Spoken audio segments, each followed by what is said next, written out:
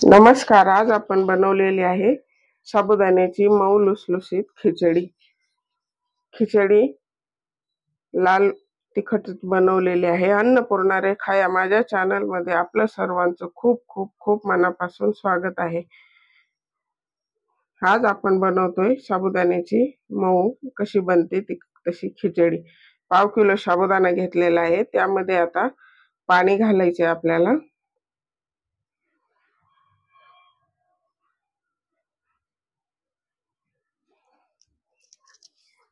धुवून घ्यायचा आहे आणि असाच पाण्यात ठेवायचा आपल्याला 15 ते 20 मिनिट असा भिजेपर्यंत. आणि मग नंतर त्यातलं पाणी काढून घ्यायचे. अशा प्रकारे पाणी काढून घ्यायचंय आणि 2 तासासाठी भिजवून घ्यायचंय किंवा रात्रभर सुद्धा आपण संध्याकाळी असा पाण्यातून काढून भिजत ठेवू शकतो. सर्वांना प्रश्न असतो खिचडी कधी कडक होते कधी एकदम चिकट होते. तर अशा प्रकारे जर बनवली तर खिचडी एकदम चांगली होते. माझ्या अशा छान छान रेसिपीला नवनवीन रेसिपी पाहण्यासाठी माझ्या चॅनलला सबस्क्राईब करा. व्हिडिओ जर आवडला तर लाईक करा. चॅनलवरती नवीन असाल तर सबस्क्राईब करा. 2 तास झालेले आहेत. साबुदाणा व्यवस्थित भिजलाय आणि मी लाल मिरच्याचा बनवणार आहे. तर ह्या 4 मिरच्या आणि शेंगदाणे भाजून घेतलेले आहेत. हे आपण आता कुटून घेणार आहोत. 4 मिरच्या आणि सैंधव मीठ घालणार आहे मी चवीपुरतं. आपल्याला हवं तसं कमी जास्त. सैंधव मीठ नसेल तर आपलं साधं मीठ वापरलं तरी चालेल. आपण आता याला कुटून घेतलंय.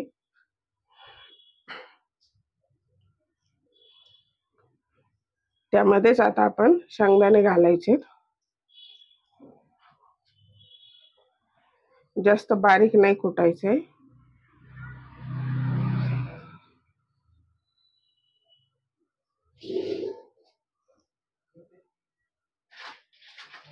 आता आपले शेंगदाणे कुटून तयार झालेले आहेत.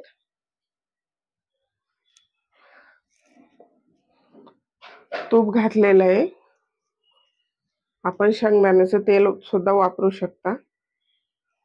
त्यामध्ये आता बारीक कापलेला पातळ बारीक कापलाय बटाटा तो टाकून घ्यायचा आहे.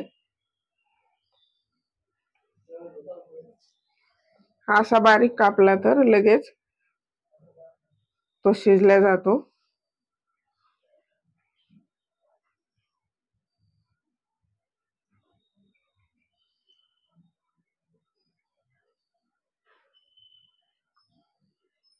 त्याला हलवून घ्यायचे.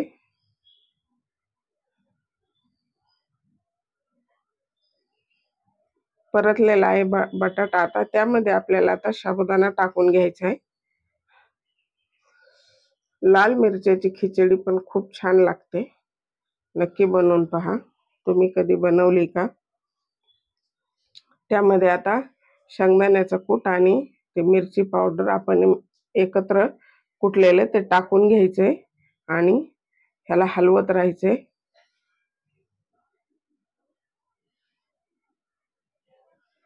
मस्त बनते खिचडी. नक्की बनवून पहा आणि कमेंट बॉक्समध्ये मला नक्की कळवा. पाहू शकता किती मऊ लुसलुशीत मस्त झालेले आहे. सॉफ्ट एकदम. 3-4 मिनिट कमी फ्लेमवरती झाकून ठेवलेले आहे. त्यामुळे छान वाफल्या जाते.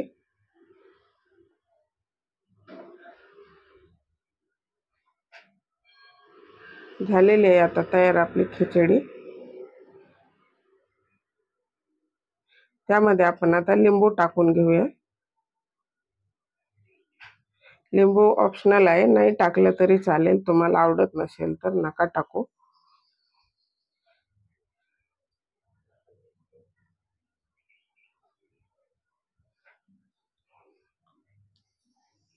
अशा प्रकारे तयार आहे आता खिचडी.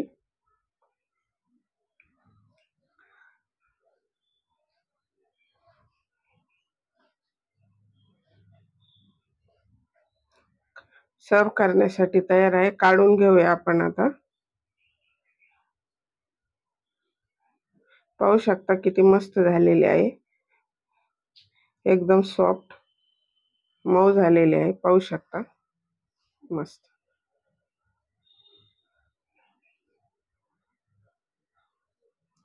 त्याबरोबर आपण आता कवटाची गूळ घालून कवटाची चटणी करणार आहोत तोंडी लावण्यासाठी, छान लागते।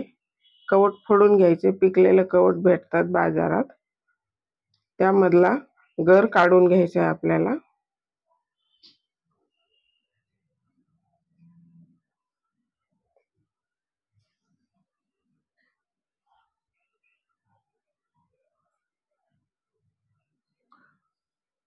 छान पिकलेलं आहे कवट,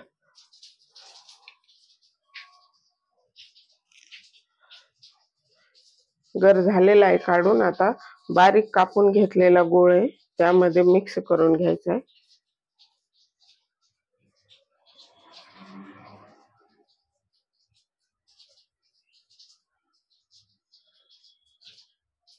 गूळ घालायचा, जेवढं कवट आहे तेवढाच गूळ घालायचा आहे आपल्याला आणि त्याला हाताने व्यवस्थित मिक्स करायचे, म्हणजे गूळ छान एकजीव होतो, म्हणजे मग त्याचा आंबटपणा कमी होऊन ते खूप छान कॉम्बिनेशन होतं गूळ आणि कवटाचं। हे तयार आहे आपली आता कवटाची चटणी तोंडी लावण्यासाठी, मस्त। कवट कधी पण 12ही महिने येणारं फळ आहे, ते कधीही खाऊ शकतो आपण आणि तब्येतीसाठी पण खूप छान असतं, ते खायलाच हवं। तयार आहे आपली आता ही कवटाची चटणी, मस्त।